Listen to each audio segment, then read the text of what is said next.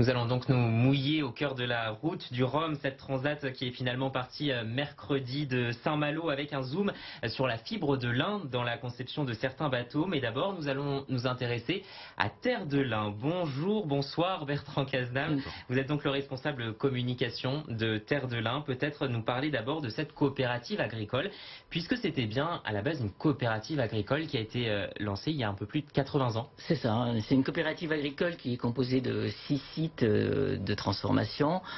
Donc aujourd'hui, Terre de Lin représente 17 000 hectares sur les 130 000 hectares de lin en Europe. C'est la plus grande structure, nous pouvons dire que nous sommes les leaders mondiaux du lin. On a à peu près 320 salariés qui sont répartis sur les deux départements de l'ancienne Haute-Normandie, la Seine-Maritime et l'Eure.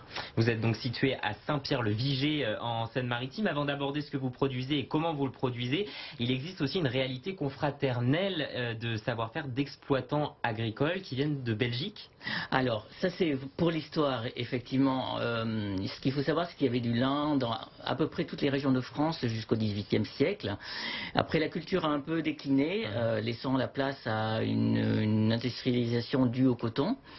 Et finalement, la culture du lin a été relocalisée et dynamisée, spécialement en Normandie. Après les deux guerres mondiales, puisque les agriculteurs flamands qui avaient un savoir-faire sont venus redynamiser la culture du lin dans notre région. Alors c'est ce qui explique aussi l'importance de votre secteur d'activité, ancré, vous l'avez dit, depuis la Normandie et qui s'en va comme, j'allais dire, un arc jusqu'aux Pays-Bas. Et donc, vous produisez à vous tous 90% du marché textile du lin dans le monde. Oui, c'est une réalité. Il y a 130 000 hectares, comme je vous l'ai évoqué. La Normandie, c'est à peu près 65% de ses surfaces. Et la totalité de cette zone-là, c'est 90% pour le textile, la filière textile.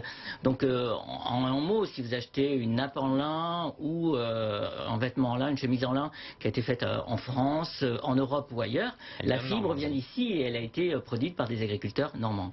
Alors, même, allons plus loin. On va revenir bien sûr sur la diversification que vous avez impulsée au fur et à mesure. Mais peut-être nous dire d'abord comment on cultive le lin, à quel moment, et puis peut-être peaufiner ce que vous disiez. Pourquoi chez nous ? Oui. Alors la culture du lin est vraiment une culture très très particulière. Donc elle est ancrée dans son territoire pour des raisons climatiques principalement. Le lin a besoin à la fois de soleil, de pluie, de vent. Pas en excès, mais de manière régulière tout au long du cycle. Finalement, on va semer le lin en mars.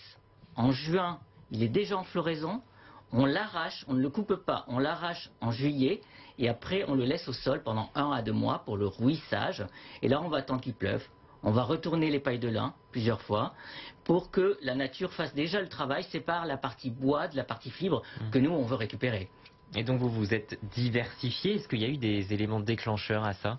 Alors déjà, il y a eu des diversifications au niveau textile, parce que autrefois le lin c'était les draps, voilà, c'était assez circonscrit. Maintenant le lin on en trouve bien sûr dans ce qui est linge de maison, mais aussi tout l'habillement, et pas que pendant l'été. Maintenant le lin il est mélangé avec d'autres fibres pour être sur les autres saisons. Donc ça a été vraiment une première diversification qui a lieu entre les années 2000 et 2015. Et depuis une dizaine d'années, on s'intéresse aussi à d'autres marchés qui ne sont pas du tout textiles pour eux. Ce sont des marchés qu'on appelle les marchés composites. Et là, la fibre, elle va servir de structure. On va faire un tissu également, de manière un peu différente que pour le textile. Il va être imprégné d'une résine et ça va donner un matériau à laquelle on va donner une forme. Alors là, vous venez d'exposer justement cette diversification dans différents domaines, que ce soit les loisirs, le design, le mobilier, mais les industriels, ils vous y attendaient pas spécialement, donc il fallait que vous ayez, j'allais dire, un process qui soit fiable pour qu'ils se disent, on va pouvoir compter sur eux sur la durée. Alors, on ne peut pas écarter l'actualité qui est de plus en plus liée aux sécheresses, enfin, j'allais dire au changement climatique, sécheresse, forte pluie, également l'énergie qui coûte de plus en plus cher. Oui. Ce sont des choses qu'il fallait appréhender. Vous les avez pris en avance. comme vous prenez beaucoup de choses en avance, vous les aviez déjà prévues en avance dans votre processus? C'est un peu dans l'ADN de Terre de Lin de se poser des questions très très larges en avance. Et effectivement, le problème de sécheresse pourrait avoir un impact sur notre culture. Hein. Donc ça fait 30 ans qu'on travaille dessus, Ah oui. donc bien avant les problématiques d'aujourd'hui. Et aujourd'hui, nous avons une solution, nous avons une culture qui s'appelle le lin d'hiver. C'est la même plante, mais au lieu d'être semée en mars, elle va être semée en octobre, elle va passer l'hiver dans le champ et ça permet d'anticiper le cycle d'un mois et du coup d'éviter les périodes de sécheresse. C'est une culture qui a été confidentielle jusqu'à il y a 2-3 ans et maintenant on est à 10% de la surface agricole en lin et on va encore augmenter puisque ça répond à la problématique actuelle, mais c'est pas un travail qui se fait en un an. Et dans cette réflexion globale, comment l'industrie nautique est venue frapper à votre porte? On a une société avec qui on a développé un bateau de plaisance de 6-8 mètres qui s'appelle Idibé Marine et qui a remplacé toute la fibre de verre qui était dans la coque par la fibre de lin. Voilà. Et ensuite, nous avons eu en contact avec le projet We Explore qui est amené par Roland Jourdain, le skipper. Alors justement, on va voir comment vous avez décliné vos produits pour ce secteur nautique en particulier tout de suite dans la seconde partie de cette émission consacrée à la mer.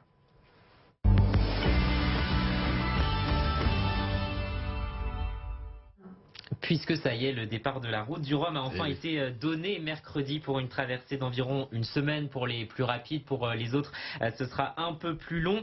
Parmi les monocoques, il y a donc celui, vous l'avez évoqué, de Roland Jourdain qui, avant de penser bateau à base de fibres de lin, s'était essayé, je crois, à des planches de surf et autres paddles. Ça remonte à il y a presque 10 ans. Oui, les premiers projets prototypaux sur le nautisme, comme vous avez évoqué, sur ça peut être les planches de surf, c'est d'il y a une dizaine d'années. Voilà. Le bateau We Explore de Roland Jourdain est un catamaran. Et donc là, le catamaran est composé de 50% de fibres de lin. De fibres de lin. Donc il faut voir toute la partie supérieure du pont qui est en fibre de lin.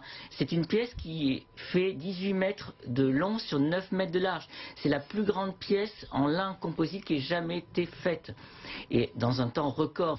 Donc en un an, il a fallu finir les développements et construire la pièce, construire le bateau pour être prêt pour la rue du Rhum. C'est aussi une symbiose entre votre vision à vous, la vision à venir, vos valeurs que vous développez, et puis, j'allais dire, ce que veut porter Roland Jourdain, puisqu'il espère que d'autres marins prendront son sillage, ni plus ni moins. Il y a une performance, bien sûr, sportive, mais ce n'est pas le but premier. On veut montrer qu'on est capable de concevoir des pièces éco-responsables qui peuvent rentrer dans la compétition, mais sens plus large, peut-être demain dans d'autres moyens de mobilité comme les voitures, etc. Et ben, nous aurons une pensée particulière pour Roland Jourdain en suivant cette course. Merci à tous les deux d'avoir été à mes côtés pour cette émission. Je vous donne rendez-vous demain pour